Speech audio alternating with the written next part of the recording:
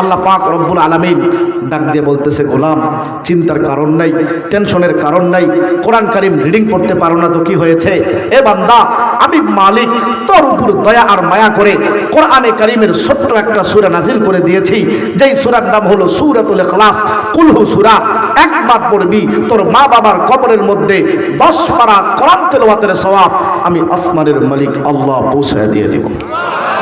2 বার পাঠ করবি 20 পারা, 3 বার পাঠ করবি 1 খতম কোরআন তেলাওয়াতের সওয়াব প্রত্যেকের কবরের মধ্যে যিনি পাঠিয়ে দিবেন, জোরে বলেন উনি কে? আল্লাহর নাম নিতে কষ্ট হয়, জোরে কোন আল্লাহ। এই জন্য যারা আমরা কোরআনে কারীম রিডিং পড়তে পারি না, কুল হু সূরা মুখস্থ আছে, যখনই সময় পাবো 3 বার করে কুল হু সূরা পড়বো, আত্মীয় স্বজনের কবরের মধ্যে সওয়াব পাঠাবো। আমার ভাইরা পারবো না ইনশাআল্লাহ? এই কথা বলেন পারবো না ইনশাআল্লাহ? আল্লাহ সবাইকে তৌফিক দান করেন। গলার আওয়াজ উঁচু করে বলেন আমিন, আর জোরে বলেন আমিন। ফজিলত নম্বর 2, রাসূল করিম সাল্লাল্লাহু আলাইহি ওয়াসাল্লাম একটি যুদ্ধে গিয়েছিলেন, যে যুদ্ধটার নাম হলো তাবুকের যুদ্ধ। জোরে বলেন তো নামটা কি? আর একটু কথা বলেন, নামটা কি? রাসূল করিম সাল্লাল্লাহু আলাইহি সাল্লাম যুদ্ধে গিয়েছিলেন। এটার দ্বারা বোঝা যায় রসুল শুধু খানকা নিয়ে পড়ে থাকেন নাই, যখন জিহাদের প্রয়োজন হয়েছে রাসূল করিম সাল্লাল্লাহু আলাইহি ওয়াসাল্লাম যুদ্ধের ময়দানে রণাঙ্গনেও শরীক হয়েছেন। জোরে কোন ঠিক কিনা? আপনি শুধু ওই দস্তরখানা বিছানার সুন্নতটা মানবেন, মাথায় টুপি দেওয়ার সুন্নত মানবেন, আর রাসূল যে যুদ্ধের ময়দানে গিয়ে জিহাদ করলো, দান মোবারক শহীদ করলো, এই সুন্নাত আপনি মানবেন না বলে সুবিধাবাদ জিন্দাবাদ, এর নাম মূলত কখনো সঠিক ইসলাম হতে পারে না। গলার আওয়াজ উঁচু করে বলেন ঠিক কিনা? যে জিনিস পাইলে আমাদের জীবন সাকসেস ধন্য। আমার ভাইরা, রাসূল করিম সাল্লাল্লাহু আলাইহি ওয়াসাল্লাম মসজিদে নববীর মধ্যে আছেন। এমন সময় একজন সাহাবী মসজিদে নববীর মধ্যে ঢুকে গেল। একটু মাসালাও আমাদেরকে মাঝে মাঝে শুনতে হবে, শুধুমাত্র কেবলমাত্র ওয়াজ শুনলে হবে না। একটা মাসালা শিক্ষা করা, বলে 100 রাকাত নফল নামাজ পড়ার চাইতে আল্লাহর কাছে দাম কোন? সুবহানাল্লাহ। যে সমস্ত নামাজের মধ্যে কেরাত জোরে পড়তে হয়, এই সমস্ত নামাজগুলো যদি আপনি ইমাম সাহেবের সঙ্গে পড়েন, তাহলে নিয়ম হলো আপনি চুপচাপ থাকবেন, ইমাম সাহেব জোরে পড়বে। কিন্তু আপনি যদি এই সমস্ত নামাজগুলো একা একাই পড়েন, যেরকম মাগরিবের নামাজ, এশার নামাজ, ফজরের নামাজ, তো মাসালা হলো আপনি জোরেও পড়তে পারেন, আস্তেও পড়তে পারেন। এই সাহাবী দেরি না করে মসজিদের মধ্যে ঢুকেছে ফজরের নামাজ পড়ার জন্য। দেখে নামাজ শেষ, ইনি কি করলো? ফজরের নামাজের সময় উনি একা একাই নামাজ শুরু করেছে, কিন্তু কেরাতটা একটু জোরে তেলাওয়াত শুরু করেছে। সুবহানাল্লাহ, জোরে কর। ফজরের নামাজের আরম্ভ করে দিয়েছে, সূরা ফাতিহা শেষ। এখন ওই সাহাবী বলতেছে, কুল হুয়াল্লাহু আহাদ আল্লাহুস সামাদ লাম ইয়ালিদ ওয়া লাম ইউলাদ ওয়া লাম ইয়াকুল লাহু কুফুয়ান আহাদ। প্রথম রাকাত শেষ। দ্বিতীয় রাকাতে দাঁড়াইছে, আবার ওই সূরা ফাতিহা শেষ। এরপরে আবারও বলতেছে, কুল হুয়াল্লাহু আহাদ আল্লাহুস সামাদ লাম ইয়ালিদ ওয়া লাম ইউলাদ ওয়া লাম ইয়াকুল লাহু কুফুয়ান আহাদ। রসুল আজিব হয়ে গেলেন, কয় কি মাসালা জানে না? নামাজের নিয়ম হলো প্রথম রাকাতে 1 সূরা, দ্বিতীয় রাকাতে আর 1 সূরা। আমার কিশোরগঞ্জের ভাইরা যারা নামাজ পড়েন, জোরে কন ঠিক কিনা? নামাজে যদি আপনি দাঁড়ান, প্রথম রাকাতে যদি পড়েন আলাম তারা, দ্বিতীয় রাকাতে পড়বেন লিইলাফি কুরাইশ, ইন্না আতায়না বা অন্য কোনো সূরা। কথা কন ঠিক কিনা? কিন্তু এই সাহাবী কি কাজটা করলো? প্রথম রাকাতে পড়ে কুল হু সূরা, দ্বিতীয় রাকাতে পড়লো কুল হু সূরা। হুজুর আজিব হয়ে গেলেন, ডাক দিলেন, বাবা এদিকে আয়, তোর কি অন্য কোনো সূরা মুখস্থ নাই? বলে হুজুর আছে তো। সুবহানাল্লাহ, জোরে কন। আমার ভাইয়েরা, পয়গম্বরে আরবি মুহাম্মদুর রাসূলুল্লাহ সাল্লাল্লাহু আলাইহি ওয়াসাল্লাম ডাক দিয়া বলে, সাহাবী তোমার কি অন্য কোনো সূরা মুখস্থ নাই? কোরআনে কারীমের আরো কত ছোট্ট ছোট্ট সূরাগুলা আছে, আলাম তারা সূরা আছে, তোমার কি আলাম তারা সূরা মুখস্থ নাই? সাহাবী ডাক দিয়া বলে, পয়গম্বর আলাম তারা কাইফা ফাআলা রাব্বুকা বিআসহাবিল ফিল, এই ছোট্ট সূরাটা তো আমার মুখস্থ আছে। পয়গম্বর আরবি ডাক দিয়া বলে, সাহাবী তোমার কি লিইলাফি কুরাইশিন এই ছোট্ট সূরা মুখস্থ নাই? সাহাবী ডাক দিয়া বলে, পয়গম্বর আমার তো তো সেই সূরাটাও মুখস্থ আছে। পয়গম্বর ডাক দিয়া বলে, সাহাবী তোমার কি তাব্বাত ইয়াদা আবি লাহাবি ওয়া তাব এই ছোট্ট সূরাটা মুখস্থ নাই? সাহাবী ডাক দিয়া বলে, পয়গম্বর আমার তো এই সূরাটাও মুখস্থ আছে। পয়গম্বর ডাক দিয়া বলে, সাহাবী তোমার কি কুল আউযু বিরাব্বিল ফালাক কুল আউযু বিরাব্বিন নাস এই ছোট্ট ছোট্ট সূরাগুলা মুখস্থ নাই? সাহাবী ডাক দিয়া বলে, পয়গম্বর এই ছোট্ট ছোট্ট সূরা কেন, কোরআনে কারীমের আরো কত বড় বড় সূরা আছে, সেগুলোও তো আমার মুখস্থ আছে। জোরে কোন সুবহানাল্লাহ। এই কিশোরগঞ্জ এলাকার যুবক ভাই, মাইকের আওয়াজ যাদের কান পর্যন্ত যায়, বাবা সবাইকে বলি কথাগুলা দিলের কান দিয়া বুঝেন। ও পদ্মার অন্তরালের মা, বৃদ্ধ বাবাজিরা দিলের কান দিয়া কথাগুলা বোঝার চেষ্টা করো। দেখো আমার মায়ান নবী কি সুন্দর করে উত্তর দেয়। পয়গম্বর ডাক দিয়া বলে, সাহাবী তোমার যদি কোরআনে কারীমের এতগুলা সূরা মুখস্থ থাকে, তাহলে তুমি কোরআনে কারীমের এত সূরা মুখস্থ থাকা সত্ত্বেও নামাজের প্রথম রাকাতেও পড়লা কুল হু সূরা, দ্বিতীয় রাকাতেও পড়লা কুল হু সূরা। নামাজের মাসালা হলো প্রথম রাকাতে এক সূরা পড়লে দ্বিতীয় রাকাতে ভিন্ন সূরা তেলাওয়াত করতে হয়, কিন্তু তুই দুই রাকাতে একই সূরা কি জন্য তেলাওয়াত করলা? ওই সাহাবী ডাক দিয়া বলে, পয়গম্বর আমি এই সূরাটাকে এত কেন বারবার তেলাওয়াত করলাম জানে? ও মায়ার নবী আমার, আমি এই কুল হু সূরাটাকে অনেক মহব্বত করি, আমি এই কুল হু সূরাটাকে অনেক ভালোবাসি। আস্তে কোন সুবহানাল্লাহ। ও পয়গম্বর মানুষেরা যেরকম সুবহানাল্লাহ আলহামদুলিল্লাহ লা ইলাহা ইল্লাল্লাহ তাসবিহ পড়ে, যখন সময় পায় তাসবিহ পড়ে, ও পয়গম্বর এই কুল হু সূরাটা আমার এত ভালো লাগে, যখন আমি সময় পাই তখন আমি কুল হু সূরা তাসবিহর মতো পড়তে থাকি, আমার অনেক ভালো লাগে। এই জন্য নামাজের মধ্যেও আজকে আমি এই সূরাটা তেলাওয়াত করেছি। প্রত্যেকটা দিন তেলাওয়াত করি বিষয়টা কিন্তু এমন না, আজকে মহব্বতের কারণেই পড়ে ফেলেছি। ও পয়গম্বর মোহাব্বত আর ভালোবাসার স্থান থেকে আমি বললাম, এ মুসলমান ইমানদার আল্লাহর গোলাম, ও পদ্মার অন্তরালের মা, বৃদ্ধ বাবাজিরা ভালো করে শুনে নেন। দেখেন আপনার নবী আমার নবী কি সুন্দর করে উত্তর দেয়। পয়গম্বর ডাক দিয়া বলে, সাহাবী তুই যদি আসলে এই সূরা ইখলাসকে মহব্বত করো, সূরা ইখলাসকে তুই যদি ভালোবাসো, ভালো করে শুনে নাও, কিয়ামতের ময়দানে আল্লাহ রাব্বুল আলামিন এই সূরা ইখলাসকে এমন পাওয়ার দিয়া দিবে। আল্লাহ পাক সূরা ইখলাসকে ডাক দিয়া বলবে, যাও তোমারে এমন ক্ষমতা দিলাম, তোমাকে যেই দুনিয়ার মধ্যে বেশি বেশি করে তেলাওয়াত করেছে, তুই তার হাত আর তোর পাঠককে হাতটা ধরে আমি আল্লাহর জান্নাত পর্যন্ত পৌঁছায় দাও। আস্তে কোন সুবহানাল্লাহ। এ কিশোরগঞ্জ নীলফামারীর ভাই, আমরা সবাই আল্লাহর জান্নাতে যেতে চাই কি চাই না? আর জোরে বলেন, জান্নাতে যেতে চাই কি চাই না? কারা কারা আল্লাহর জান্নাতে যাইতে চান দুইটা হাত তুলে একটু এই রাত্রিবেলা মালিককে দেখায়া দাও। ও আসমানের মালিক আল্লাহ, তুমি তোমার কুদরতি নজরে তাকায়া দেখো রে মালিক, এই গভীর রাত আমার কলিজার টুকরা যুবকেরা এত রাত পর্যন্ত জেগে জেগে সূরা ইখলাসের তাফসীর শুনতেছে।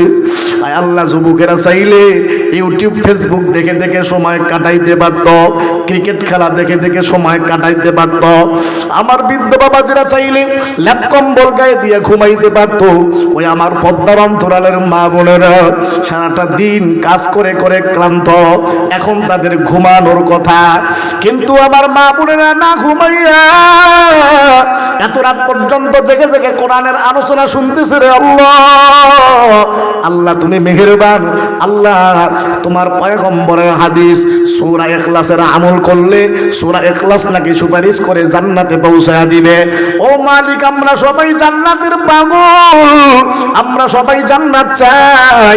এই গভীর রাতে আলোচনা শুনতেছি, আল্লাহ আমাদের সকলকে জান্নাত নসিব করে দিও। সবাই জোরে জোরে বলেন আমিন।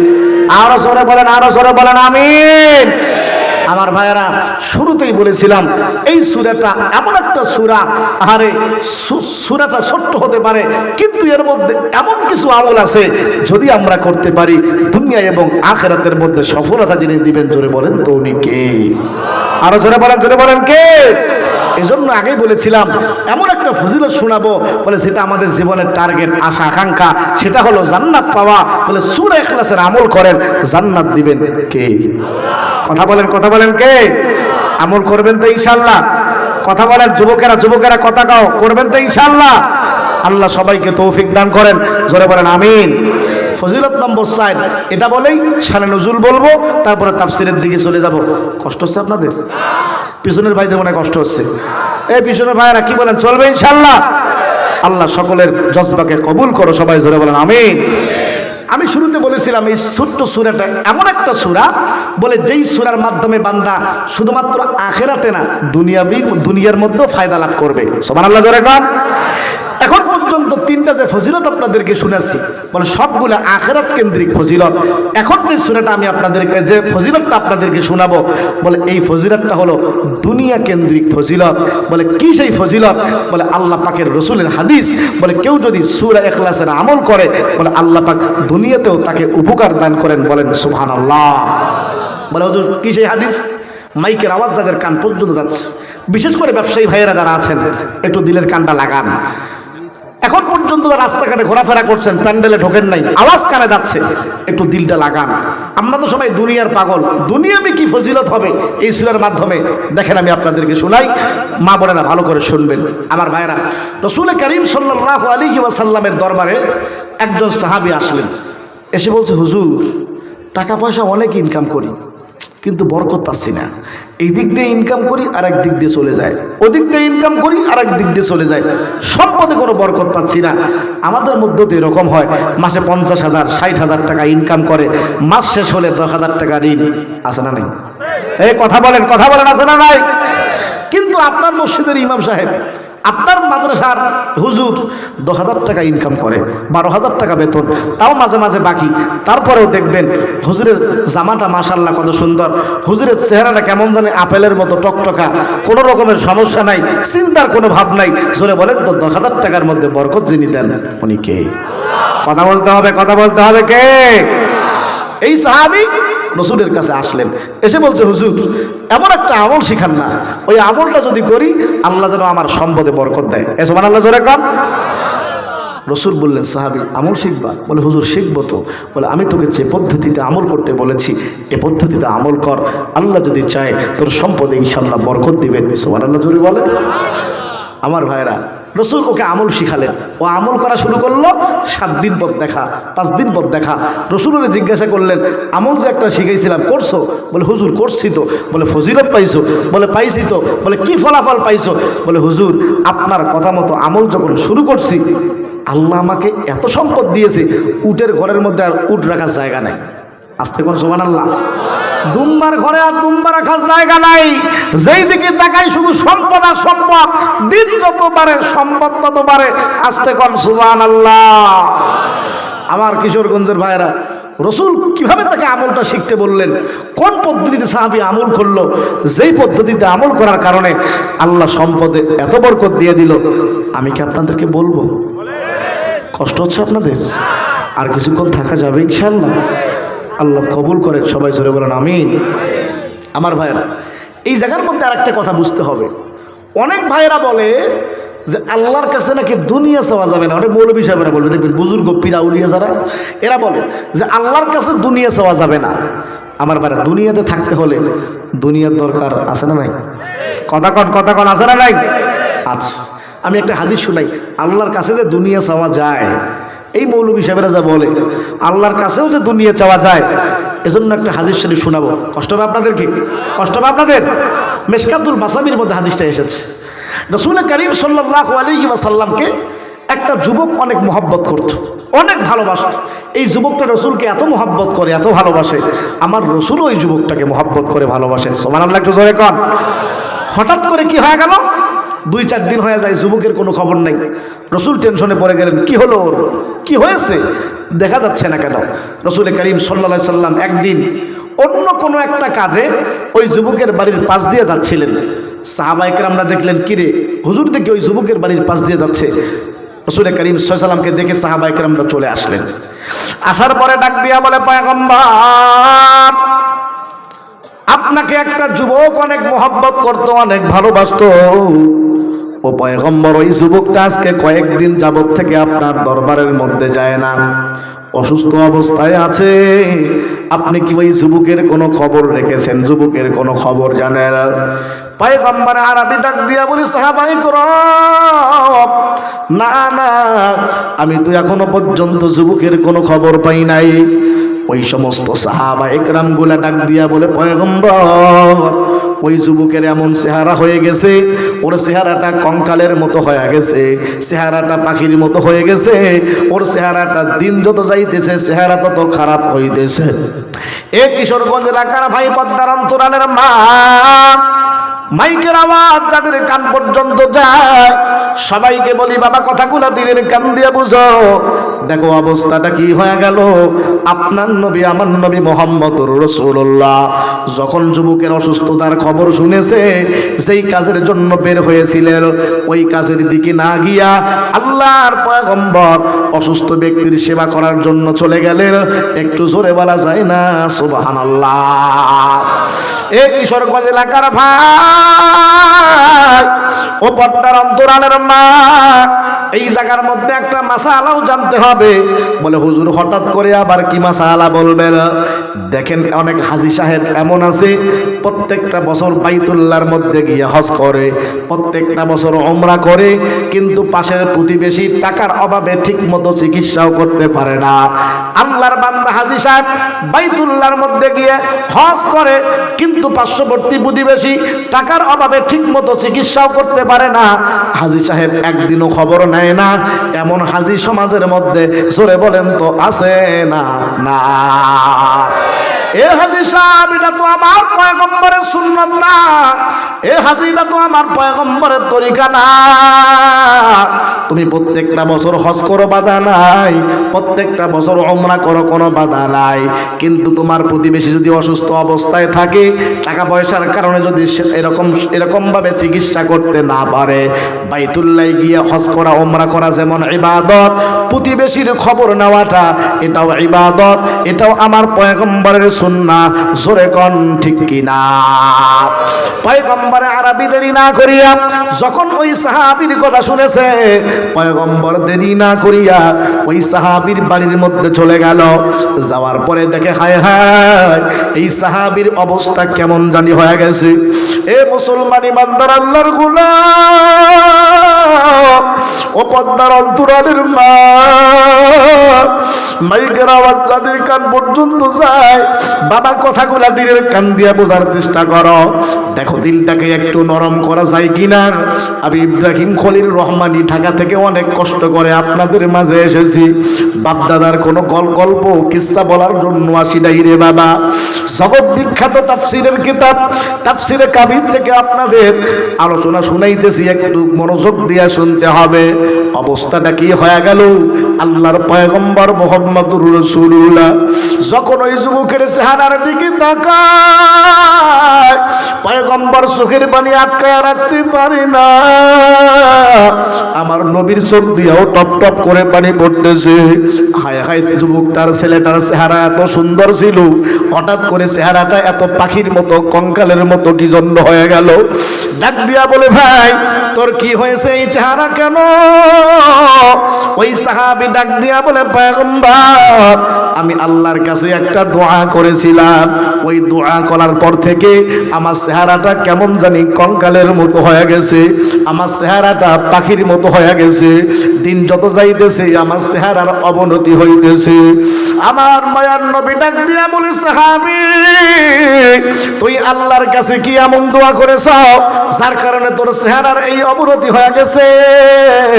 ওই সাহাবী ডাক দিয়া বলে, পয়গম্বর, আমি আল্লাহর কাছে একটা দোয়া করলাম, আল্লাহকে ডাক দিয়া বললাম, আল্লাহ, তোমার পয়গম্বরের জবান থেকে শুনেছি ওই জাহান্নামের আগুন বড় ভয়ঙ্কর, আল্লাহ জাহান্নামের আগুন আমি সহ্য করতে পারবো না। ও আল্লাহ, তোমার পয়গম্বরের জবান থেকে শুনেছি ওই কবরের আযাব বড় ভয়ঙ্কর, আমি যদি আমল ছাড়া কবরে যাই, ওই দুই পাশের মাটি যখন এক পাশ থেকে আর এক পাশের মধ্যে দিবে চাপ, আল্লাহ আমি সহ্য করতে পারবো না। ও আসমানের মালিক আল্লাহ, জাহান্নামের আগুন সহ্য করতে পারবো না, কবরের আযাব আমি সহ্য করতে পারবো না।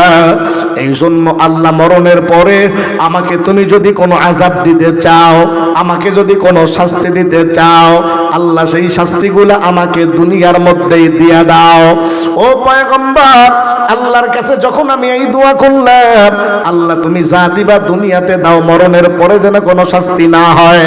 ও পয়গম্বর, যখন থেকে আল্লাহর কাছে এমন দোয়া করলাম, তখন থেকে আমার চেহারাটা দিন দিন খারাপ হইতেছে, কঙ্কালের মতো হয়ে গেল। এ মুসলমান ইমানদার আল্লাহর গোলাম, ও পদ্মার অন্তরালের মা, মাইকের আওয়াজ যাদের কান পর্যন্ত যায়, বাবা সবাইকে বলি কথাগুলা দিলের কান দিয়া বোঝার চেষ্টা করো। আপনার নবী আমার নবী ধমক দিয়া ডাক দিয়া বলে, সাহাবী তুই আল্লাহর কাছে এই দোয়া কেন করছো? এ আমার আল্লাহর এত দয়া এত মায়া, আল্লাহ যদি চায় তোকে যে আল্লাহ আখিরাতে শান্তি দিতে পারে, ও আল্লাহ দুনিয়াও তো শান্তি দিতে পারে। জোরে বলেন তুই এমন দয়া মায়া আল্লাহর আছে না নাই? কথা বলেন আছে না নাই? এ মুসলমান ইমানদার আল্লাহর গোলাম, তখন পয়গম্বর আরবি সাহাবীকে বলে, তুই আল্লাহর কাছে এই দোয়াটা কর। বলে, হুজুর আমি কোন দোয়াটা করব? আমার সঙ্গে সঙ্গে সবাই বলে, সবারই দোয়াটা মুখস্থ আছে, সবাই আমার সঙ্গে সঙ্গে বলেন, রব্বানা আতিনা ফিদ দুনিয়া হাসানা ওয়া ফিল আখিরাতি হাসানা ওয়া কিনা আযাবান্নার। আল্লাহ পাক রব্বুল আলামিনের পয়গম্বর দোয়া শিখাইলেন, তুই কেন আল্লাহর কাছে দোয়া করছো যে আল্লাহ যা দিবা শাস্তি দুনিয়াতে দাও, মরণের পরে আর শাস্তি দিও না?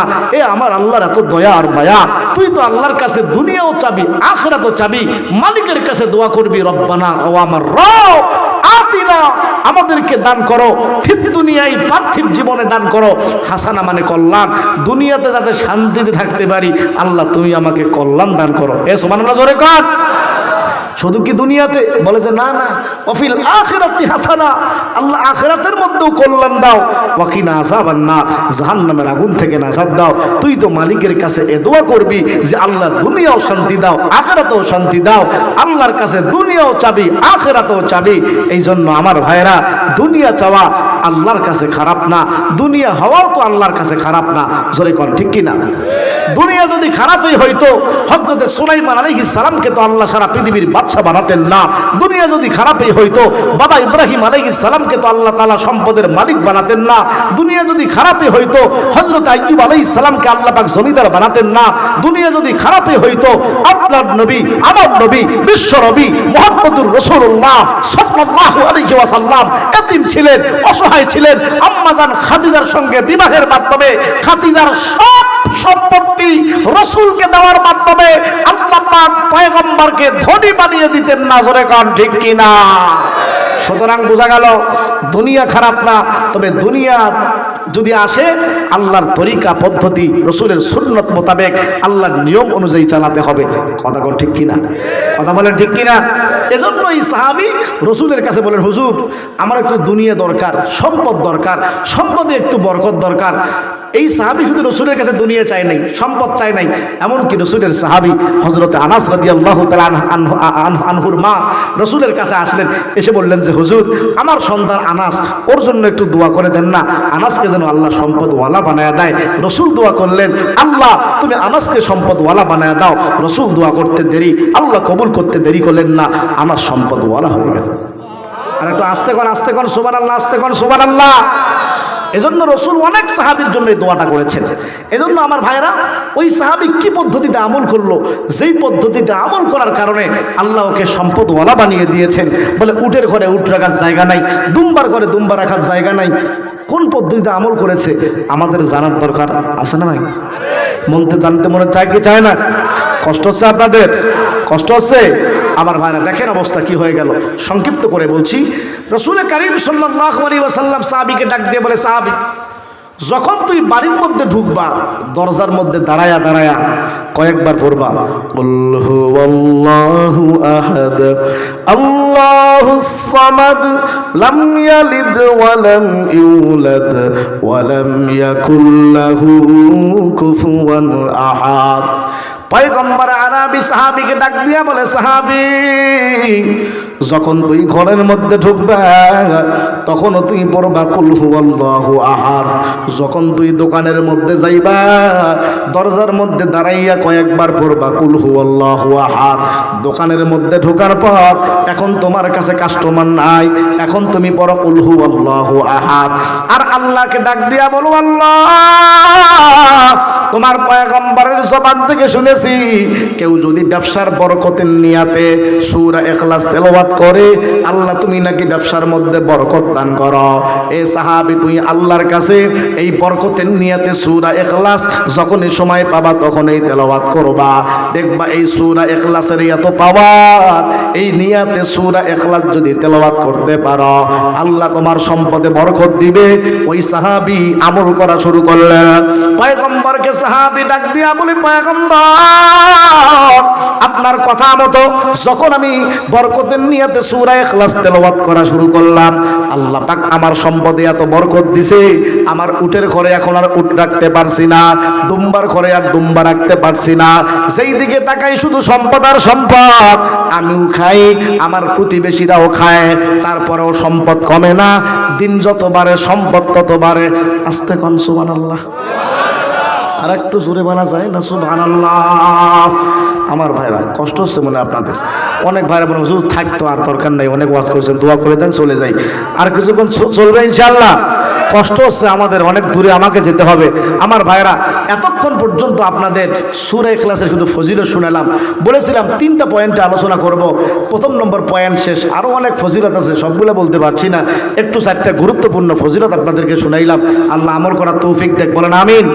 এখন আসুন, আল্লাহ এই সূরাকে কেন নাজিল করেছেন, যাকে তাফসীরের ভাষায় শানে নুজুল বলা হয়।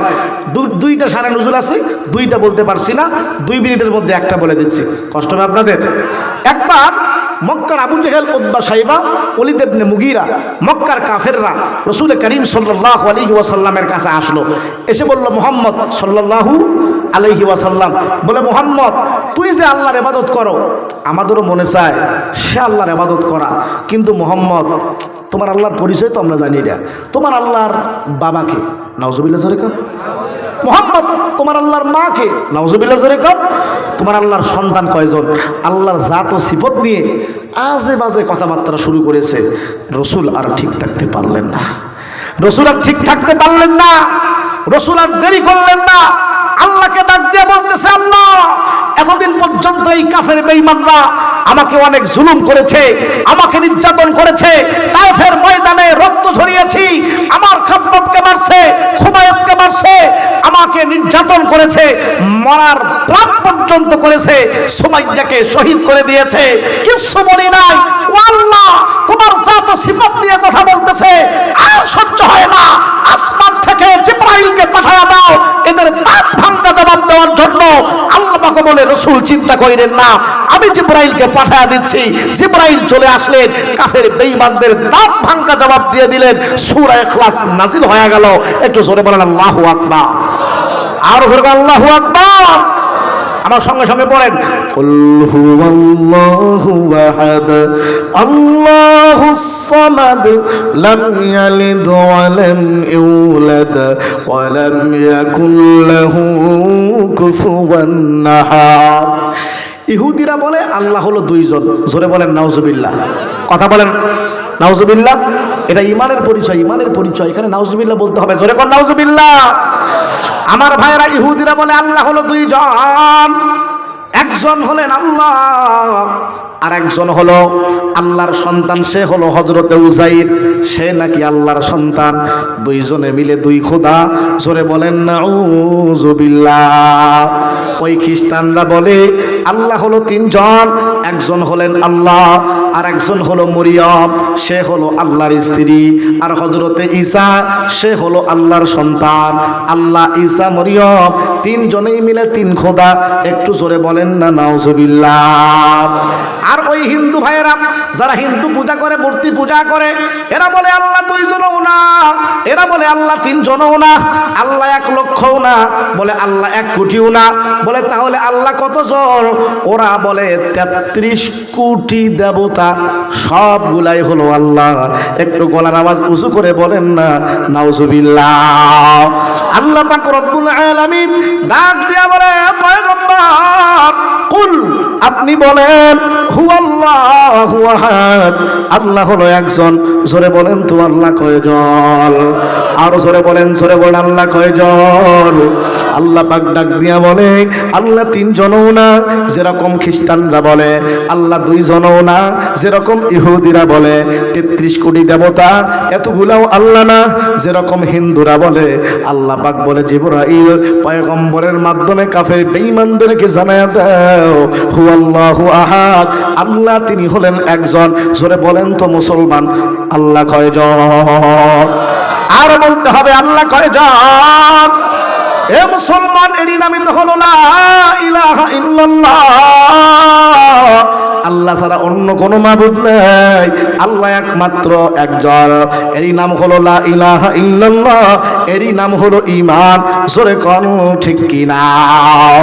এই কালেমা লা ইলাহা ইল্লাল্লাহ কেমনে সমাজের মধ্যে বাস্তবায়ন হয়ে যায়, কেমনে সমাজের মধ্যে প্রতিষ্ঠিত হয়ে যায়? এজন্যই তো আপনার নবী, আমার নবী মুহাম্মদুর রাসূলুল্লাহ সাল্লাল্লাহু আলাইহি ওয়াসাল্লাম ওই যুদ্ধের ময়দানে গিয়ে দান মোবারক শহীদ করেছেন। জোরে কোন ঠিক কিনা? এই কালেমা লা ইলাহা ইল্লাল্লাহ কেমনে সমাজের মধ্যে প্রতিষ্ঠিত হয়ে যায়? এই জন্যই তো হযরতে হামজা রাদিয়াল্লাহু তাআলা আনহু উহুদের ময়দানে জীবনটাকে শহীদ করে দিয়েছেন। জোরে কোন ঠিক কিনা? লা ইলাহা ইল্লাল্লাহ মুহাম্মাদুর রাসূলুল্লাহ। আমার ভাইয়েরা, এর তো অনেক ব্যাখ্যা আছে। এক তো ব্যাখ্যা, এক অর্থ তো আল্লাহ ছাড়া কোনো মাবুদ নাই, এ অর্থ তো সকলেই আমরা জানি। বলে লা ইলাহা ইল্লাল্লাহ আরো অনেক ব্যাখ্যা আছে। লা ইলাহা ইল্লাল্লাহর এক অর্থ যেরকম আল্লাহ ছাড়া কোনো মাবুদ নাই, লা ইলাহা ইল্লাল্লাহর আরেক অর্থ হলো আল্লাহর বিধান ছাড়া আর কারো বিধান নাই। জোরে কোন ঠিক কিনা? এ মুসলমান, বলেন তো এই জমিনটা কার? কথা কোন জমিনটা কার? আসমান কার? জমিন যদি আল্লাহর হয়, আসমান যদি আল্লাহর হয়, আল্লাহর জমিনের মধ্যে একমাত্র আইন চলবে কার? কথা কোন কার? আল্লাহর জমিন, আল্লাহর আসমান, আল্লাহর জমিনের মধ্যে একমাত্র আইন চলবে আল্লাহর। এটার নামই তো হলো লা ইলাহা ইল্লাল্লাহ। আল্লাহর আইন ছাড়া আর কারো আইন চলবে না। আল্লাহর জমিনে একমাত্র আইন চলবে আল্লাহ। এটাই হলো কালিমার হাকিকত। জোরে কোন সুবহানাল্লাহ, জোরে কোন সুবহানাল্লাহ। আমার ভাইরা, এই কালেমার দাওয়াত দিয়েছেন রাসূল করিম সাল্লাল্লাহু আলাইহি ওয়াসাল্লাম, সাহাবা ইকরাম রাদিয়াল্লাহু তাআলা আনহুম। কাফের বেঈমানরা এখনো পর্যন্ত এরকম ভাবে পাখির মতো আমাদের দিকে চেয়ে থাকে, কেমনে আমাদের ঈমানকে হরণ করা যায়, কেমনে আমাদেরকে কষ্ট দেওয়া যায়, কেমনে মুসলমানদেরকে বিপদের মধ্যে ফেলা যায়। কাফের বেঈমানরা সব সময় উৎপেতে আছে আমাদেরকে কষ্ট দেওয়ার জন্য, ঈমানকে হরণ করার জন্য। মনে রাখতে হবে, জীবন চলে যাবে, সত্যিকার মুমিন কখনো ঈমান দিবে না। জোরে কোন ঠিক কিনা? জোরে কোন ঠিক কিনা? মুমিন একমাত্র ভয় পায় কাকে? আর জোরে কোন কাকে? যাদের হৃদয়ে আছে আল্লাহর ভয়, তারা কভু পথ ভুলে যায় না। আল্লাহর প্রেম ছাড়া এই দুনিয়ায় কারো কাছে কোনো কিছু চায় না। যাদের হৃদয়ে আছে আল্লাহর ভয়, তারা কভু পথ ভুলে যায় না। আল্লাহর প্রেম ছাড়া এই দুনিয়ায় কারো কাছে কোনো কিছু চায় না। মুমিন একমাত্র চাবে কার কাছে? আমার ভাইরা, কষ্ট হচ্ছে আপনাদের? আর 10টা মিনিট চলবে ইনশাআল্লাহ। একটা কথা মনে পড়ে গেল, হঠাৎ করে হযরতে ওমরে ফারুকের একটা ঘটনা মনে পড়ে গেল, বলবো আপনাদেরকে। এই কাফের বেঈমানরা দেখেন কত খারাপের খারাপ, এটা আমাদের পিছনে কিরকম লেগে আসছে। আমার ভাইরা, রাত অনেক গভীর হয়েছে, অনেক কথা বলার ইচ্ছা ছিল। আমি তো ঘড়ির কাঁটার দিকে তাকাইতেছি আর কথা বলতেছি। ভাইদের কষ্ট হচ্ছে, মা বোনেরা এসেছেন, তাদের জন্য কথা বলা দরকার, কিন্তু ওইদিকে যেতেও পারছি না। একটা বিষয় নিয়ে যেহেতু আলোচনা শুরু করেছি, আমার ভাইরা, এরা কত খারাপ দেখেন। এরা মুসলমানদের উপর সুযোগ খোঁজে কেমনে আক্রমণ করা যায়। একবার হযরত ওমরে ফারুকের জামানা যখন শুরু হয়েছে, খ্রিস্টানদের পক্ষ থেকে হযরত ওমর ফারুক রাদিয়াল্লাহু তাআলা আনহুর কাছে খবর পাঠানো হলো দূতের মাধ্যমে, ওমর মানে মুসলমানদের আটকানোর জন্য, যে ওমর তোমাকে আমরা কিছু প্রশ্ন করতে চাই। এরা অনেক চেষ্টা করে, দেখে যে যেদিকে মুসলমানরা যায় সেদিকে মুসলমানরা বিজয় লাভ করতেছে, যেদিকে যাইতেছে সেদিকে মুসলমানদের বিজয় লাভ করতেছে, মুসলমানদের আটকানোর দরকার।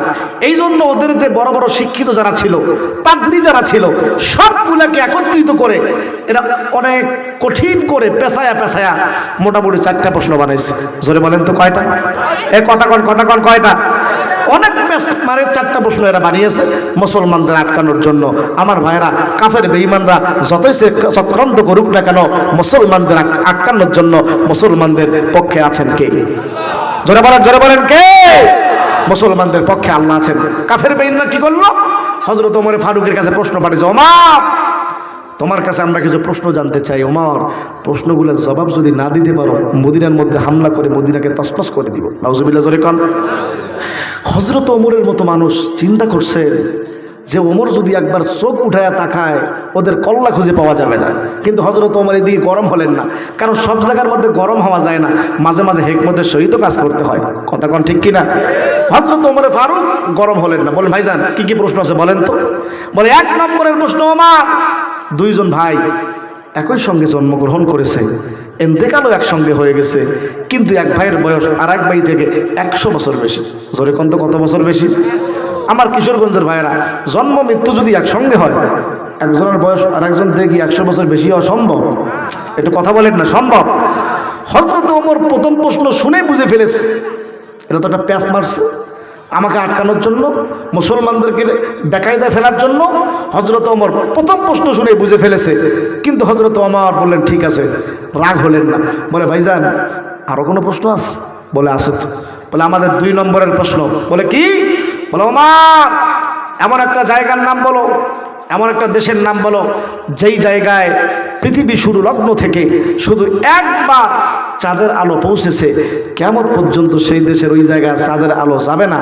সেই জায়গাটা কোন জায়গা? হযরত ওমর কয় হায় হায়, কয় কি কথা? প্রত্যেকটা দিন আসমানের মধ্যে সূর্য ওঠে, চাঁদ ওঠে, সমস্ত পৃথিবীর মধ্যে আলো দেয়, এমন আবার কোন জায়গা আছে যেখানে শুধু একবার চাঁদের আলো পৌঁছেছে, কিয়ামত পর্যন্ত আর যাবে না? এটা আবার কোন জায়গা? হযরত ওমর দ্বিতীয় প্রশ্ন শুনে মাথাটা খারাপ, কি প্রশ্ন করতেছে এরা, কিন্তু রাগ হচ্ছে না। 3 নম্বর প্রশ্ন করলেন, আরো জটিল, আরো মারাত্মক। বলে ওমর এই যে আপনাদের কিশোরগঞ্জ নীলফামারীর রাস্তাঘাটে যেরকম মানুষেরা চলাফেরা করতেছে, ওমরকে বলছে ওমর এমন একটা কবরের নাম বলো যেই কবরটা এই মানুষ যেরকম রাস্তা দিয়ে হাঁটা চলাচল করে, বলে কবরটা মানুষের মতো চলাচল করে। ওমর কয় খাইছে, কয় কি কথা? কবর নাকি বলে হাঁটা চলাচল করে? কবর না, বলে কবরের ভিতরে যে লাশটা আছে ওটাও চলাচল করে। হযরত ওমর কয় কি কথা? এরকম কবর তো জিন্দিগির মধ্যে কোনোদিন শুনি নাই, লাশের কথা শুনি নাই। এই জিন্দা কবর, জিন্দা লাশ, এটা আবার কোন জায়গা থেকে আবিষ্কার করলো? তারপরেও রাগ করছেন না। হযরত ওমর বলতেছে আরও কি প্রশ্ন আছে? বলে আর একটা আছে। এটা শুনে তো হযরত ওমরের মাথাটাই খারাপ। বলে কি হয়েছে? বলে ওমর এই যে আপনাদের কিশোরগঞ্জ নীলফামারী যে জেলখানা আছে, কথার কথা, জেলখানার যে জেলার আছেন উনি একজন আসামিকে আটক করেছেন। জেলখানার মালিক জেলারকে বলছে এই আমার জেলখানায় থাকবি, আমার জেলখানায় খাবি, খাওয়া দাওয়া সব চলবে, কিন্তু তোকে নিঃশ্বাস নেওয়া যাবে না। আমার ভাড়া জোরে বলেন তো, প্রশ্নটা সহজ না কঠিন? জেলখানা কি এমন আছে নিঃশ্বাস ছাড়া থাকা যায়? কথা বলেন নিঃশ্বাস ছাড়া থাকা যায়? এটা আবার কোন জেলখানা যে নিঃশ্বাস ছাড়া থাকতে হবে? হযরত ওমর ফারুক প্রশ্ন 4টা শুনে বুঝেছে আসলেই এরা আমাকে আটকানোর জন্যই বলেছে। হযরত ওমর বলতেছে ভাইজান প্রশ্নগুলোর উত্তর দেওয়া হবে, কোনো সমস্যা নাই, কিন্তু আমাকে একটু টাইম দিতে হবে, একটু সুযোগ দিতে হবে। হযরত ওমরকে বলতেছে ঠিক আছে। ওরা মুস্কি হাসতেছে আর বলতেছে ওমর এমন প্যাঁচ মারছি আর প্রশ্নগুলো এমনভাবে বানাইছি, 1 সপ্তাহ কেন 1 মাস টাইম দিলেও তুমি প্রশ্নের উত্তর খুঁজে পাবা না, এমন প্যাঁচ মেরে তোমাকে প্রশ্ন করা হয়েছে। আমার ভাইয়েরা, আসমানের মালিক আল্লাহ যদি চান তাহলে খ্রিস্টানরা যতই প্যাঁচ মারুক আর যতই চক্রান্ত করুক, আল্লাহ সমস্ত চক্রান্তের জবাব দিতে পারেন কি পারেন না? কথা বলতে হবে, আওয়াজ দিয়ে কথা বলতে হবে, আল্লাহ পারেন কি পারেন না? আমার ভাইয়েরা আসুন দেখেন অবস্থা কি হয়ে গেল। হযরত ওমর রাদিয়াল্লাহু তাআলা আনহু জলিলুল কদর বড় বড় সাহাবায়ে কেরাম রাদিয়াল্লাহু তাআলা আনহুমদেরকে উপস্থিত করলেন। হযরত ওমর বড় বড় সাহাবায়ে কেরামদেরকে উপস্থিত করার পর ডাক দিয়া বলে, সাহাবায়ে কেরামের দল, আপনাদের মধ্যে কে আছেন? খ্রিস্টানরা আমার কাছে 4টা প্রশ্ন করেছে, আপনাদের মধ্যে কে আছেন প্রশ্নের জবাব দেওয়ার জন্য দাঁড়ায় যান। হযরত ওমর ডাক দিয়া বলে, সাহাবায়ে কেরামের দল, ভালো করে শুনে নেন, কেউ যদি প্রশ্নের জবাব না দিতে পারে তাহলে খ্রিস্টানরা মদিনার মধ্যে হামলা করে মদিনাকে তছনছ করে দিয়ে দিবে। এই জন্য প্রশ্নের জবাব দেওয়ার জন্য দাঁড়ায় যান। হযরত ওমরের কাছে তো প্রশ্নের জবাবটা নাই। হযরত ওমর হযরত আলীর দিকে তাকায় যে হযরত আলী মনে হয় প্রশ্নের জবাব দিতে পারবে, কারণ পয়গম্বর বলেছে, আনা মাদিনাতুল ইলমি ওয়া আলিয়্যুন বাবুহা, আমি পয়গম্বর হলাম ইলমের শহর, আর ওই ইলমের দরওয়াজা হলো হযরত আলী। আস্তে কোন সুবহানাল্লাহ। হযরত ওমর আলীর দিকে তাকায়, কিন্তু হযরত আলী প্রশ্নের জবাব দেওয়ার জন্য দাঁড়ায় না। হযরত ওমর ওসমানের দিকে তাকায়, হযরত ওসমানও প্রশ্নের জবাব দেওয়ার জন্য দাঁড়ায় না। জলিলুল কদর বড় বড় সাহাবায়ে কেরাম ওই জায়গার মধ্যে উপস্থিত আছেন, কেউ প্রশ্নের জবাব দেওয়ার জন্য দাঁড়ায় না। ও মুসলমান ইমানদার আল্লাহর গোলাম, এ পদ্মার অন্তরালের মা, মাইকের আওয়াজ যাদের কান পর্যন্ত যায় সবাইকে বলি বাবা, কথাগুলো দিলের কান দিয়ে বোঝার চেষ্টা করেন। দেখেন অবস্থাটা কি হয়ে গেল। হযরত ওমর সাহাবায়ে কেরামের দিকে তাকাইতেছে, কিন্তু কোন সাহাবী প্রশ্নের জবাব দেওয়ার জন্য দাঁড়াইতেছে না। হযরত ওমর টেনশনের মধ্যে পড়ে গেলেন, হ্যাঁ, কোন সাহাবী প্রশ্নের জবাব দেওয়ার জন্য দাঁড়ায় না। হযরত ওমর দেরি না করিয়া ডাইরেক্ট মালিকের কাছেই কল লাগায়া দিলেন। জোরে কোন সুবহানাল্লাহ। হযরত ওমর ভালো করেই জানেন, আল্লাহ পাক রব্বুল আলামিনের দরবারে যদি সুপর্দ হয়ে যায়, আল্লাহর কাছে যদি চাই, আল্লাহ আমারে খালি হাতে ফেরত দেবে না। এ মুসলমান ইমানদার আল্লাহর গোলাম, আল্লাহ পাক রব্বুল আলামিনের এত দয়া, এত মায়া, কোন আল্লাহর বান্দা যদি গভীর রাতে উঠিয়া মালিকের দরবারে কান্নাকাটি করে, আল্লাহ পাক ওই বান্দা বান্দিগুলাকে খালি হাতে ফেরত দেবে না। এই গভীর রাত একটা মনে হয় কাছাকাছি বেজে গেছে বা পার হয়ে গেছে। এ মুসলমান, একটা পার হয়ে গেছে। এত গভীর রাতে এখনো আমরা জেগে জেগে এরকম কোরআনের আলোচনাগুলা শুনতেছিলাম। বলে রাত যখন গভীর হয়, আল্লাহ পাক প্রথম আসমানের মধ্যে নেমে আসেন। রাত জেগে জেগে যেই বান্দাগুলা ইবাদত করে, আল্লাহ পাক ওই বান্দাগুলাকে মহব্বত করেন আর ভালোবাসেন। জোরে কোন সুবহানাল্লাহ। এ কিশোরগঞ্জ এলাকার মুসলমান যুবক আল্লাহর গোলাম, ও পদ্মার অন্তরালের মা, রাত্রিবেলা যখন গভীর হয়, আল্লাহর কোন বান্দা যখন 2টা হাত আসমানের দিকে তুলিয়া আল্লাহকে ডাক দিয়া বলে, আল্লাহ তুমি তাকায়া দেখো, তোমার সমস্ত বান্দাগুলা ঘুমায় গেছে। আল্লাহ তোমার বান্দা আমি এখনো পর্যন্ত ঘুমাই নাই। আল্লাহ এত গভীর রাতে তোমার কাছে আমি অমুক বিষয়টা চাই। এ মুসলমান ইমানদার আল্লাহর গোলাম, আল্লাহ পাক রব্বুল আলামিন ফেরেশতাগুলাকে ডাক দিয়া বলে, ফেরেশতার দল, তোরা তাকায়া দেখ, সমস্ত বান্দাগুলা ঘুমায়, কিন্তু আমার বান্দা ঘুমায় না। আমার বান্দা আমি আল্লাহকে কত ভয় করে, মহব্বত করে আর ভালোবাসে। এত রাত্রিবেলাও আমার বান্দা আমি আল্লাহকে ভুলে নাই। এত গভীর রাতে আমার বান্দাগুলা আমি আল্লাহর কাছে চাইতেছে। এ ফেরেশতারা, তোমরা তো বলেছিলাম আমার বান্দাগুলাকে যদি আমি দুনিয়ার মধ্যে পাঠাই, এরা কাটাকাটি করবে, মারামারি করবে, হানাহানি করবে। ফেরেশতা তাকায়া দেখ, আমার বান্দাগুলা হানাহানি করে না, কাটাকাটি করে না, মারামারি করে না। আমার বান্দাগুলা আমি আল্লাহর কুদরতি পায়ে সাজদা দিয়া আমি আল্লাহর কাছে কেমন ভাবে কান্নাকাটি করতেছে। এ কিশোরগঞ্জ এলাকার মুসলমান যুবক আল্লাহর গোলাম, ও পদ্মার অন্তরালের মা, এই কিছুক্ষণ পরে তো আমি আপনাদেরকে নিয়ে আখিরি মুনাজাত করব। আল্লাহ পাক রব্বুল আলামিন তখন ফেরেশতাগুলাকে বলে, ফেরেশতারা যেই আমার বান্দা বান্দিগুলা এত রাতে আমি আল্লাহকে না ভুলিয়া আমি আল্লাহর কাছে চাইল, এ ফেরেশতারা তোরা সবাই সাক্ষী থাক, ওই বান্দা গুন্ডিগুলার খালি হাত ফেরত দিব না, যা চাবে আমি আল্লাহ পূরণ করে দিব। জোরে বলা যায় না সুবহানাল্লাহ। হযরত ওমর দেরি না করিয়া ডাইরেক্ট মালিকের কাছে কল লাগায়া দেয়, ডাক দিয়া বলে, আল্লাহ তোমার খাজানার মধ্যে কোনো কমতি নাই। আল্লাহ এমন কোন তোমার বান্দারে পাঠায়া দাও যে খ্রিস্টানদের 4টা প্রশ্নের জবাব যেন দিতে পারে। এ মুসলমান ইমানদার আল্লাহর গোলাম, হযরত ওমর তো এমন একজন সাহাবী, ওমরের চাহিদা মতো আল্লাহ কোরআনের আয়াত নাজিল করেছেন। যেই হযরত ওমর দ্বিতীয় খলিফা, হযরত ওমর দেরি করতে, দোয়া করতে দেরি করলেন, আল্লাহ কবুল করতে দেরি করলেন না। হযরত ওমর যখন দোয়া করেছে, ছোট্ট একটা বালক, বয়স 12 কিংবা 14 বছর বয়স, যার নাম হলো হযরত আব্দুল্লাহ বিন আব্বাস। আমার পয়গম্বরের চাচার নাম হলো আব্বাস, তার সন্তানের নাম হলো আব্দুল্লাহ। এই ছোট্ট বালক আব্দুল্লাহ বিন আব্বাস রাদিয়াল্লাহু তাআলা আনহুমা হযরত ওমরকে ডাক দিয়া বলে, আমিরুল মুমিনিন, খলিফাতুল মুসলিমিন। এই জায়গার মধ্যে জলিলুল কদর বড় বড় সাহাবায়ে কেরামরা উপস্থিত ছিলেন। আমি ছোট্ট মানুষ যদি কথা বলি বেয়াদবি হয়ে যাবে, এই জন্য এতক্ষণ পর্যন্ত কোনো কথা বলি নাই। তবে আমি তাকায়া দেখলাম ওই কাফের বেঈমানরা আবার আলটিমেটাম দিয়েছে, যদি এরকম প্রশ্নের উত্তর দেওয়া না হয় তাহলে কাফের বেঈমানরা মদিনার মধ্যে হামলা করবে। ও ওমর, চিন্তার কোনো কারণ নাই, টেনশনের কোনো কারণ নাই। আমি ছোট্ট বালক আব্দুল্লাহ বিন আব্বাস খ্রিস্টানদের 4 প্রশ্নের জবাব অন্য কোনো কিতাব থেকে নয়, মহাগ্রন্থ আল কোরআন থেকে দিব। আস্তে কোন সুবহানাল্লাহ, আর একটু জোরে বলা যায় না সুবহানাল্লাহ। হযরত ওমর শুধু আব্দুল্লাহ চেহারার দিকে তাকাতেছে, কয় কি রে, এই জায়গার মধ্যে আলীর মতো এত বড় সাহাবী আছে, ওসমানের মতো সাহাবী আছে, কেউ প্রশ্নের জবাব দিতে পারতেছে না। আব্দুল্লাহ, তুমি কি আসলেই পারবা? বলে, আমি যদি না পারি তাহলে কি এমনি বলে নাকি? একটা কথা আছে না, ছোট মরিচের ঝাল বেশি। আমি মানুষটা ছোট হতে পারি, মালিক তো আমাকে আসমানে এলেম দান করেছেন, কারণ আমার নবী তো আমার জন্য দোয়া করেছেন, আল্লাহুম্মা ফাক্কিহু ফিদ্দীন। আল্লাহ তুমি আব্দুল্লাহ বিন আব্বাসকে কোরআনের জ্ঞান দান করো। ওগো আমিরুল মুমিনিন ওমর, আবার রাসূল তো আমার জন্য কোরআনের জ্ঞানের জন্য দোয়া করেছেন। আল্লাহ পাক আমাকে এই পরিমাণ কোরআনের জ্ঞান দান করেছেন। কাফের বেঈমানরা যখন প্রশ্ন করলো, কোন সাহাবীর মাথার মধ্যে ঢুকলো না, আল্লাহ পাক তো আমাকে কোরআনের জ্ঞান দান করেছেন।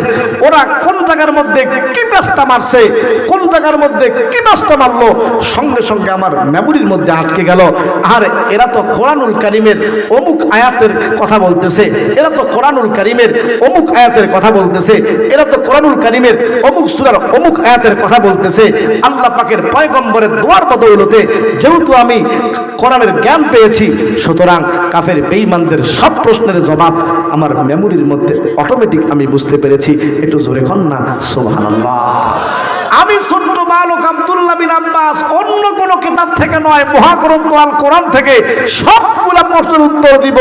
আস্তে কন সুবহানাল্লাহ, জোরে কন সুবহানাল্লাহ। আব্দুল্লাহ বিন আব্বাস কোরআন থেকে 4টা প্রশ্নের উত্তর কিভাবে দিয়ে দিল, কত সুন্দর করে দিল। আমি কি আপনাদেরকে বলবো? কষ্ট হচ্ছে, থাক, অনেক রাত হয়ে গেছে, থাক, সারা রাত চলো, বক্তা মরুক,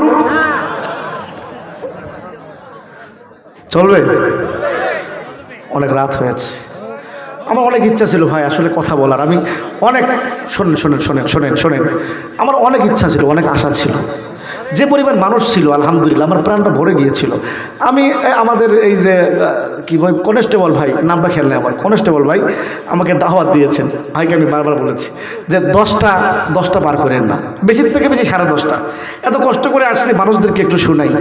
আমার এলাকার ভাইয়েরা অনেক আশা নিয়ে আসছিল শোনার জন্য, কিন্তু 12টা পার হয়ে গেছে, 1টা পার হয়ে গেছে, এত রাত কি থাকা যায়? আমি নিজেও তো থাকতাম না শ্রোতা হলে, তারপরেও আপনারা মাশাআল্লাহ এত রাত পর্যন্ত জেগে আছেন। আসলে আমার ভাই অনেক ইচ্ছা ছিল, আমার মা বোনেরা আছে, আমার অনেক ইচ্ছা ছিল আমাদের মা বোনদের জন্য স্পেশাল কিছু আমি ওয়াজ করবো, তাদেরকে শোনাবো, কান্নাকাটি করব, মালিকের দরবারে কান্নাকাটি করব, ওয়াজের মধ্যে সবাই কান্নাকাটি করব, এমন ইচ্ছা ছিল আমার। কিন্তু কি করব, কারণ রাত অনেক হয়ে গেছে, করার কিছু নাই। কোন দিকে যাব? সূরা ইখলাসের তাফসিরের দিকে তো যেতেই পারলাম না, 9:30 নজর পর্যন্ত থাক, তাফসির করতে গেলে অনেক লম্বা টাইম, ওদিকে আজকে যাওয়ার কোনো সম্ভাবনাই নাই। আল্লাহ যদি তৌফিক দেয়, ভবিষ্যতে যদি কোনোদিন আশপাশে কোনোদিন কোনো জায়গায় আসি, আমার বাড়ি একটু আগে একটু উঠে দিয়ে ইনশাআল্লাহ মন ভরে আপনাদেরকে কোরআনের তাফসীর শোনাবো। আল্লাহ পাক যেন আমাদের সকলকে কবুল করেন। সবাই গলার আওয়াজ উঁচু করে বলেন আমিন। আর আমি যেতে পারছি না, এখন আমরা সকলেই আখির মুনাজাতের মধ্যে মালিকের দরবারে কান্নাকাটি করব। তো কান্নাকাটি করার আগে শেষে আপনাদেরকে একটা আমি হাদিস শোনাই, এই হাদিসটা শুনেই আজকের মতো আলোচনা শেষ। আর যদি বলেন যে ওদের প্রশ্নগুলোর উত্তর দেওয়াই লাগবে, লাগবে দেওয়া? ও মা, কয় কি, এটা তো কঠিন অবস্থা দেখা যায়। দেওয়াই লাগবে আমার ভাইরা, ঠিক আছে দিব আপনাদেরকে। তবে শেষে আপনাদেরকে একটা আমি কথা জানাই, একটা হাদিস বলেই আজকের মতো আলোচনা শেষ করব। আমার ভাইরা, রাসূল করিম সাল্লাল্লাহু আলাইহি ওয়াসাল্লাম বলেছেন, যেহেতু আজকে একটা মাদ্রাসার মাহফিল, এ বিষয়ে একটা হাদিস না বললে কি হয়, জান্নাতি মানুষগুলো যখন জান্নাতি কাতারে দাঁড়িয়ে থাকবে, কিয়ামতের ময়দানে জাহান্নামী মানুষগুলি জাহান্নামের কাতারে দাঁড়িয়ে থাকবে। এই জাহান্নামী মানুষগুলো যখন জাহান্নামী কাতারে দাঁড়িয়ে থাকবে, লাইন হয়ে দাঁড়াবে, হঠাৎ করে একজন জান্নাতি যুবক, এই যে আপনাদের কি মাদ্রাসা, এটার নাম হলো জান্নাত বাগ হাফিজিয়া মাদ্রাসা, এই জাহান্নামী লোকরা জাহান্নামের কাতারে দাঁড়িয়ে থাকবে।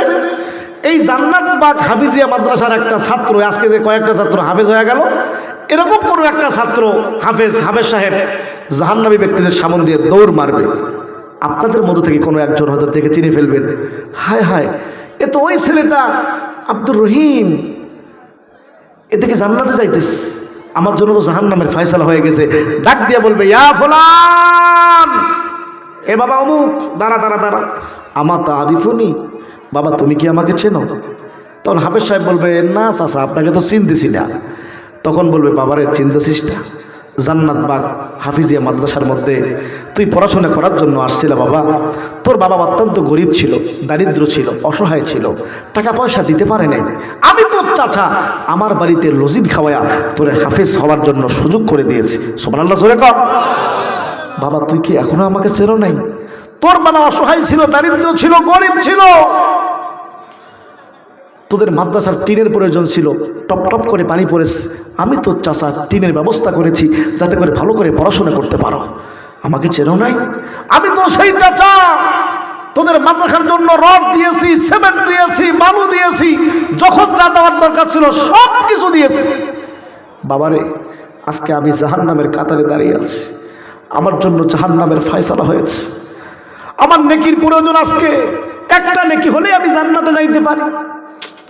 আমার সন্তানের কাছে চলে গেলাম, গিয়ে বললাম, বাবা দুনিয়াতে ধন সম্পদ সবগুলো তোদেরকে দিয়ে আসছিলাম, আমি তোর বাবা, আমাকে একটা নেকির দরকার, বাবা আমাকে একটা নেকি দে না। আমার সন্তান আমাকে অস্বীকার করেছে। আমার স্ত্রীর কাছে গিয়ে বলেছিলাম আমার একটা নেকির প্রয়োজন, আমার স্ত্রী আমাকে দেয় নাই সেই নেকিটা, আমার সন্তান আমাকে দেয় নাই, আমার স্ত্রী আমাকে দেয় নাই, সন্তান অস্বীকার করেছে, স্ত্রী অস্বীকার করেছে, সবাই আমাকে অস্বীকার করলো, নেকিটা পাচ্ছি না। হঠাৎ করে তোকে আমি দেখলাম, তোকে আমি চিনে ফেলেছি, বাবা আমি তোর সেই চাচা আব্দুর রহিম, আমাকে কি এখনো চিনতে পারো নাই? তখন হাফেজ সাহেব কি বলবে জানেন? বলে, হ্যাঁ চাচা আপনাকে তো আমি চিনে ফেলেছি, আপনি তো সেই চাচা যে দুনিয়ার মধ্যে আপনার বাড়িতে খেয়ে খেয়ে তো আমি হাফেজে কোরআন হয়েছিলাম। সুবহানাল্লাহ জোরে বলেন। তখন এই হাফেজে কোরআন আল্লাহকে ডাক দিয়ে বলবে, এই জান্নাত বাগ মাদ্রাসার একটা হাফেজ সাহেব আল্লাহকে বলবে যে, আল্লাহ যেই চাচার বাড়ির মধ্যে খায়া খেয়ে দে আমি হাফেজ হয়েছি, আমি জান্নাতে একাই যাব, এমন আমি স্বার্থপর না, আমি একাই জান্নাতে যাবো, আর আমার চাচা তার বাড়িতে খেয়ে আমি হাফেজ হইলাম, সে জাহান্নামের কাতারে দাঁড়িয়ে থাকবে, আমি কখনো জান্নাতে যাইতে পারবো না। মালিক আমার চাচার জন্য জান্নাতের ফয়সালা করো, তারপরে আমিও জান্নাতে যাব। আল্লাহ পাক অমনি ডাক দিয়ে বলবে, তোর চাইতে কি আমার দয়া মায়া কম নাকি? সুবহানাল্লাহ জোরে কর। আমার বান্দার প্রতি তোর যদি এত দয়া হয়, এত মায়া হয়, আমার বান্দা জাহান্নামে চলে যাবে, তোর এটা সহ্য হচ্ছে না? তোর চাইতে আমি আল্লাহর দয়া মায়া তো কম না? আমি আল্লাহ তো আমি নিজে কুদরতি হাতের দ্বারা বান্দাগুলাকে বানাইছি জাহান্নামে দেওয়ার জন্য না। যে আমার বান্দাগুলা কোরআনের জন্য টাকা দিয়া পয়সা দিয়া সাহায্য করেছে, তাদেরকে আজকে আমি জাহান্নামে দিব না। যা তোর চাচাকে সুপারিশ করে জান্নাতে নিয়ে যা, আস্তে কন সুবহানাল্লাহ। এতটুকুই মেসেজ দিতে চাই আমার ভাইয়েরা। অনেক কথা বলার ইচ্ছা ছিল, সময়ের স্বল্পতার কারণে যেতে পারছি না, অনেক কথা বলার ইচ্ছা ছিল, এতটুকু মেসেজ দিয়ে যাই। এই জান্নাত বাগ নুরানি হাফিজিয়া মাদ্রাসার ছেলেরাই, আপনারা সকলেই ঘুমান রাত্রিবেলা, রাত 3:30 4টার সময় তাহাজ্জুদ নামাজের সময় উঠে সবাই ঘুমান, 4টার সময় উঠে এই ছেলেরাগুলো আপনাদের জন্য কান্নাকাটি করে আর বলে যে, আল্লাহ আমাদের এলাকাবাসীর উপর যেন কোনো রকমের আযাব গজব না আসে, আল্লাহ তুমি এলাকাবাসীগুলোকে হেফাজত করো। এলাকার মধ্যে আযাব গজব আসে না কেন? যে পরিমাণ গুনাহ আমরা করতেছি, সুদি কারবার যেরকমভাবে এলাকার মধ্যে ছড়িয়ে পড়েছে, যেরকমভাবে এই সমিতি সুদ যেরকমভাবে এলাকার মধ্যে ছড়িয়ে পড়েছে, গজব আসতে দেরি হওয়ার কথা না, হচ্ছে না কেন? এই ছোট্ট ছোট্ট ছেলের রাত তাহাজ্জুদ নামাজের চোখের পানির বদৌলতে আল্লাহ এখনো পর্যন্ত আপনাদের এরকম আসমানি গজব থেকে হেফাজত করেছেন। সুবহানাল্লাহ জোরে বলেন। এই জন্য আমার ভাইরা সবাইকে বলছি, মেসেজ দিয়ে যাচ্ছি, আপনাদের এই মাদ্রাসা এখন আমি কালেকশন করবো না। হুজুর আপনি কালেকশন করবেন? নো, এত রাত্রিতে কালেকশন করার কোনো সুযোগ নাই। শুধু আপনাদেরকে মেসেজ দিয়ে যাই, সাবধান, মাদ্রাসার সঙ্গে কখনো বেয়াদবি করা যাবে না, মাদ্রাসার সঙ্গে কখনো শত্রুতা করা যাবে না। পারলে একটা ছেলেকে হাফেজ বানান, নিজের সন্তানকে তো হাফেজ বানাইতে পারেন নাই, গরিব অসহায়